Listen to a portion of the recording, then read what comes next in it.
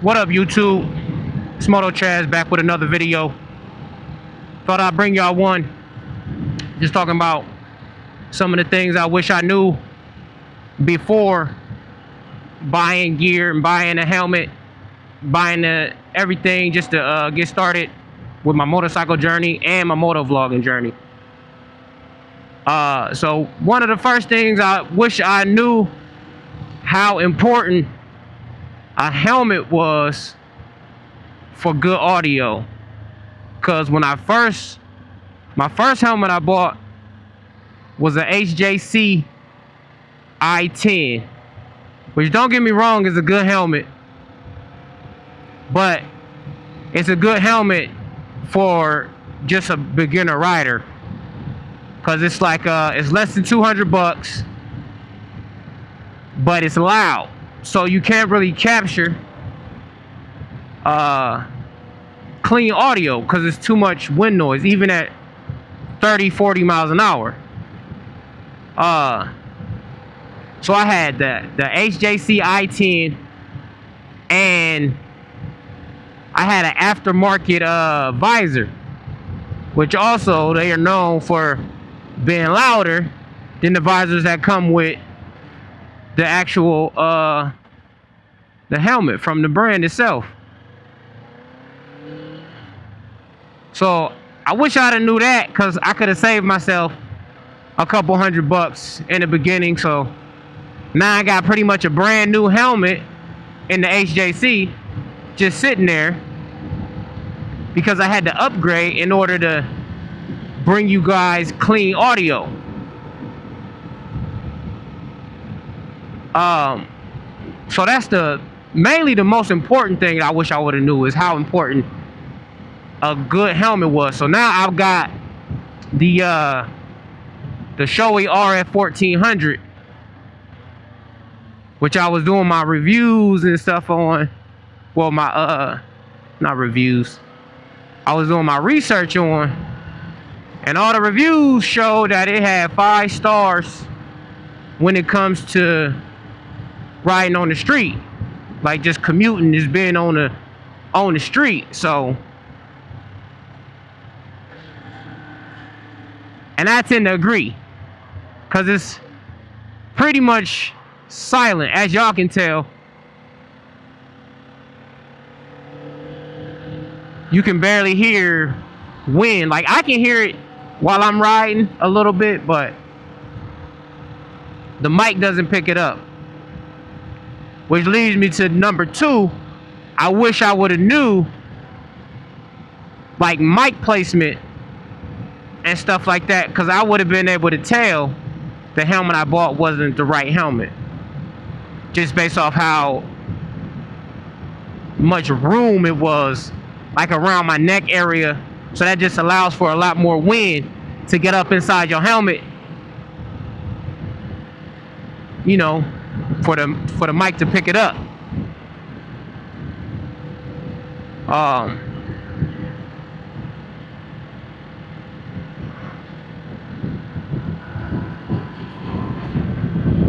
My bad, I was trying to look and see the traffic ahead.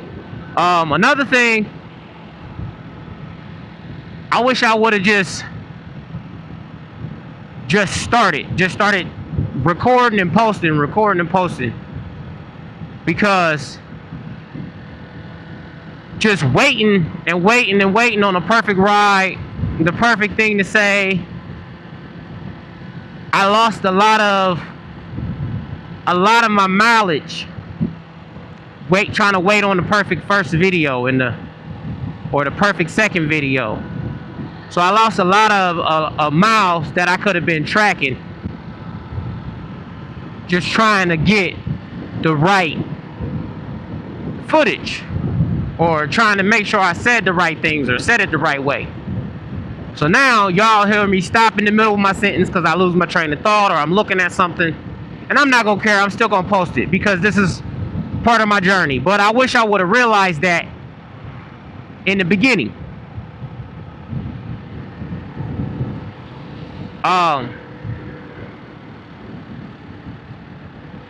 Another thing is just how I wish I would have realized how long it takes to edit these videos.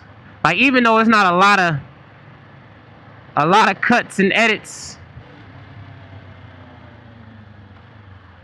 Go ahead. I'm not going in front of you. Go ahead. I'm not taking that risk. I'll lose that every time. See, I done lost what I was saying. Oh. Wish I would have realized how long it would take to edit. And I wish I would have realized that the DJI cameras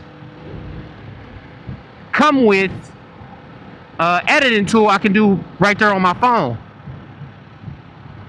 Cause, okay, you got it. I went and bought a laptop that's not fast enough to do the editing that I want. I just bought a cheap one. Cause I don't plan on using the laptop for anything else. Until I get my iMac fixed. But wish I would have realized that the camera came with its own editing software on the DJI Mimo app. I think that's what it's called. Yeah, DJI Mimo app. So now, these last, I believe it's the last 2 videos I did, it took a lot less time to upload because I used that app instead of trying to upload the footage onto the computer, which took forever. Then edit it, which took forever. And then export it, which also took forever. So now, I just connect the camera to the Mimo app. I can edit it without even having to extract or download the footage to my phone until I'm done editing it and export it the finished video. I do not like where I'm at right now, positional wise, in this lane behind this truck. I mean, the car is stopped behind me, but I do not like how I'm in this lane. Get the truck some room before I go.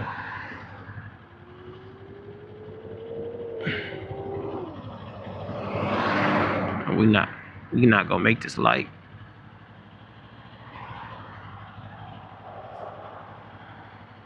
But yeah, so now I can crank out these videos a little more frequently because it's a lot less time consuming to actually get the footage, edit it to how I like it, I guess. And I know they're not perfect. I know it's probably some things I can do better or whatever, but that'll come with time. But get it to where it's where I like the video. I will watch the video because I watch motovloggers. And it just takes a lot less time now that I realized that I could use the Mimo app to do all my editing. And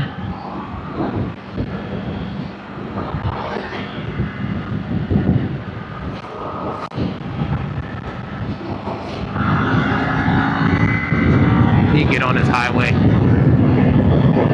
Okay. You coming all the way over, truck, or you gonna let me go? You want to come over, so go ahead. Alright, I'll go.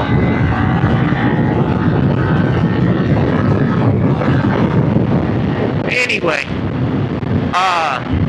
now I don't know how much wind this mic is picking up on this highway. Hopefully it's not bad. But those are just a few things I wish I knew before actually starting. But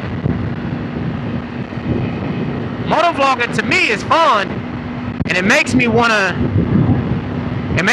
ride more. Although I love riding anyway, like I ride a lot off camera. Like I'll leave my camera at home and just go for a ride just because I want to, but it makes me want to ride, find some nice roads, or just think about a topic to talk about, like right now while I'm on my way to work. So I'll continue to track my motovlog journey and just post it, because now I found that Mimo app, and I've always been using it, but it was just I use it to find the camera angle that I want. How it's sitting on the front of my helmet.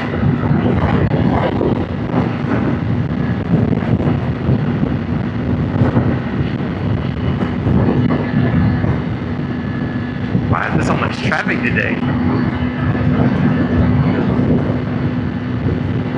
Good thing I'm early. But yeah, those are some of the things that I found. I was like, dang, I wish I would have knew that. Wasted a couple dollars, but it's fine, because it's all a part of the journey.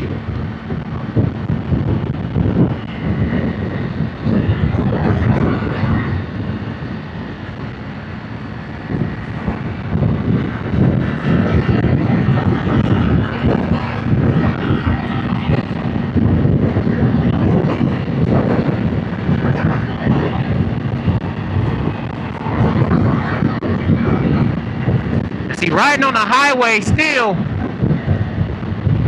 even though I do it more than I ride just on the streets, because like I told you guys in the last video, I ride about 50 miles to and from work.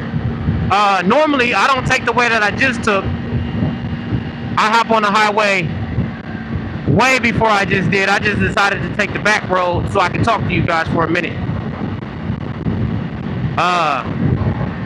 Like I said, it's 50 miles to and from work every day. And I work 4, sometimes 6 days a week, because I work a lot of overtime.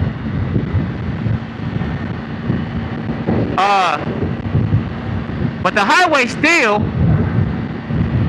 makes me a little nervous, especially when I see a lot of traffic, because I know people just cut in and out of lanes without looking a lot of the time, so you got to be like extra vigilant.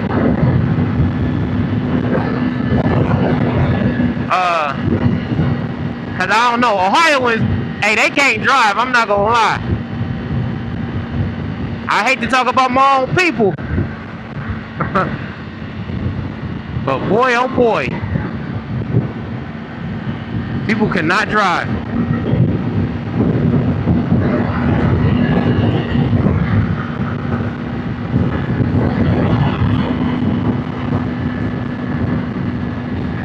Just being on this highway reminds me of something else I wish I knew. And that's like how these semi trucks, the 18-wheelers, they create such a weird vacuum of wind. It's like a wind tunnel.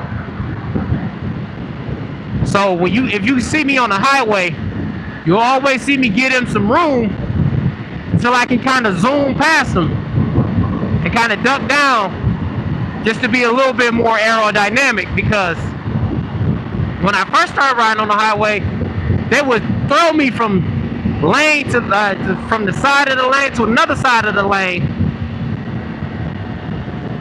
So I learned that if I pick up a little bit of speed, like see, I'm gonna let this van get up ahead of this semi truck. And see, right now I see this guy can see me in his mirror, and I'm letting them get some room in front of this semi truck so I can zoom past you. Or when I'm sitting up like this and I just go past him at a regular speed slowly, first off, I'm in this blind spot for too long and I don't like that. And second, that wind be blowing. Like I said, it's like a wind tunnel.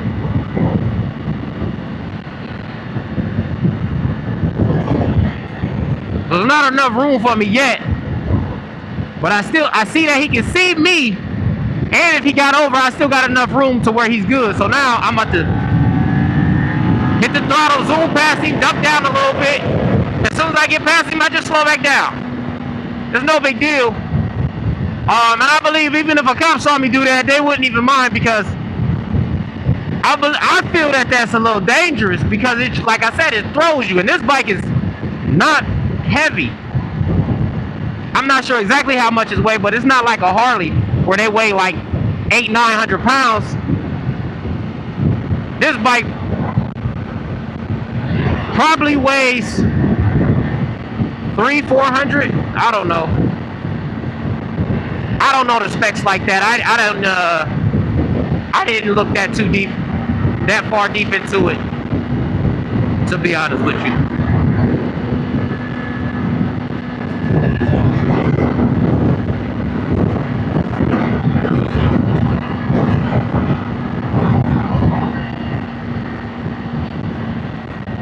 These ones aren't as bad,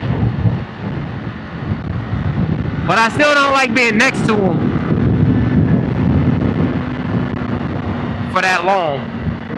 I like to zoom right through their blind spot. So even if they did decide to get over, see, and I seen him just looked at me, so now I'm gonna go, because he seen me. But I like to zoom past their blind spots just because I don't want to be up under one of them.